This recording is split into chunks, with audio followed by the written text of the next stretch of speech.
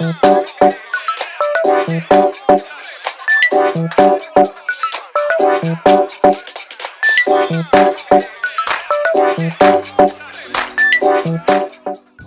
berjumpa kembali bersama saya Ellen. Pada hari ini kita akan melihat 4 sarana untuk bertumbuh di dalam hidup rohani.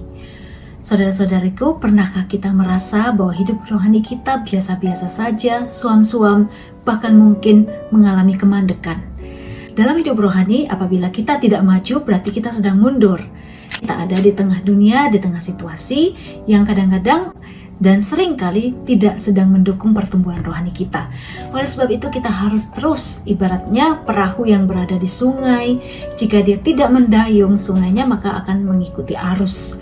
Nah, kita harus terus-menerus mendayung, mengupayakan hidup rohani kita, supaya hidup rohani kita bertumbuh di tengah segala macam tantangan-tantangan yang bisa menggerus nilai-nilai iman dan rohani. Oleh sebab itu pada hari ini mari kita bicarakan 4 sarana untuk bertumbuh. Bagaimana maksudnya?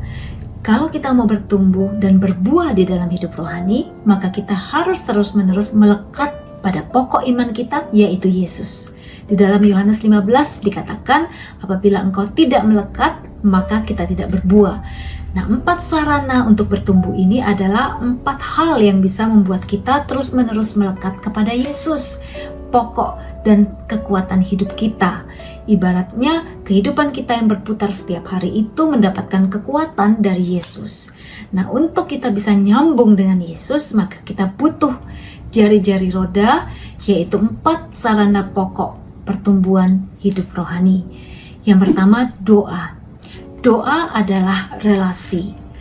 Jadi doa bukan metode, doa bukan kata-kata saja. Doa bisa berupa kata-kata dalam bentuk doa lisan, tetapi tanpa kata pun, yaitu doa hening, doa batin, itu pun merupakan suatu doa yang sungguh-sungguh sangat membuat kita bisa bersatu dengan Tuhan. Kalau kita sedang ditarik untuk hening aja di hadapan Tuhan, Anda tidak perlu memikirkan terlalu banyak lagi metode atau jadwal-jadwal doa yang lain.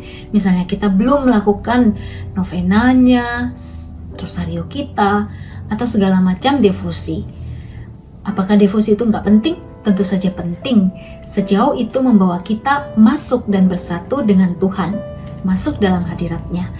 Tetapi jika Tuhan sedang menarik kita untuk tinggal di dalam keheningan, artinya kita sudah malas banyak berpikir, malas banyak omong, hanya ingin menikmati saja kehadiran Tuhan, tinggal dekat, diam di dalam hadirat Tuhan, maka tinggallah di situ. Itu berarti Anda sudah sampai pada minum dari sumber. Itu sebenarnya yang kita tuju dengan segala macam sarana doa itu. Jadi ketika kita sudah sampai di tempat tujuan, janganlah kita sibuk lagi, malahan kehilangan rahmat yang sedang Tuhan mau curahkan kepada kita di dalam kontemplasi atau keheningan itu. Yang kedua, yaitu firman Tuhan.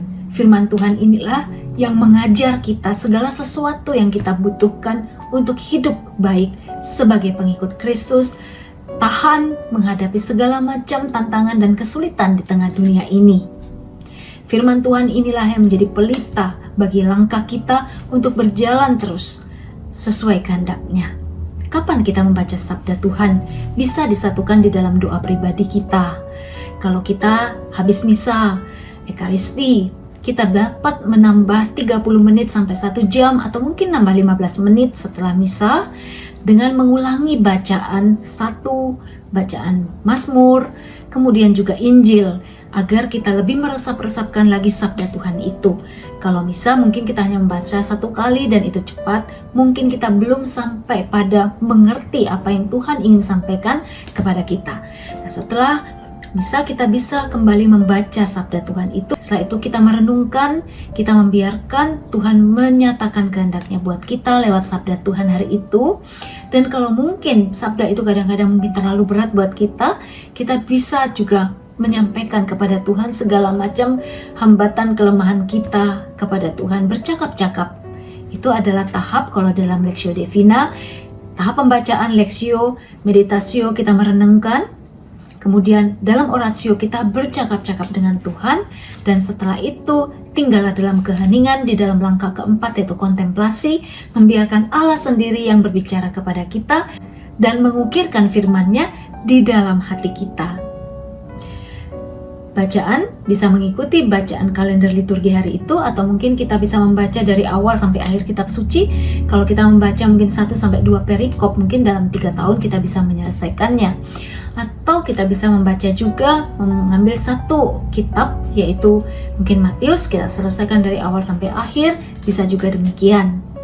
Dan yang ketiga, kita perlu punya komunitas rohani, di mana kita bersama teman-teman yang juga ingin bertumbuh bersama secara rohani, itu saling mengingatkan, saling mendukung. Nah, kalau ada yang sedang lemah, bisa dikuatkan oleh yang saat itu mengalami banyak pengalaman rohani. Kalau ada yang sedang kuat, jangan meninggalkan teman yang lemah. Di situ kita bersama-sama menumbuhkan kerendahan hati, menumbuhkan komitmen-komitmen untuk tumbuh bersama. Dan yang keempat adalah melayani. Kalau kita diminta melayani, misalnya kita bertugas untuk memberikan renungan, kita melayani di gereja, kita bertugas untuk membawakan pujian di dalam suatu pertemuan doa, pasti kita juga berdoa kan? Pasti kita juga belajar.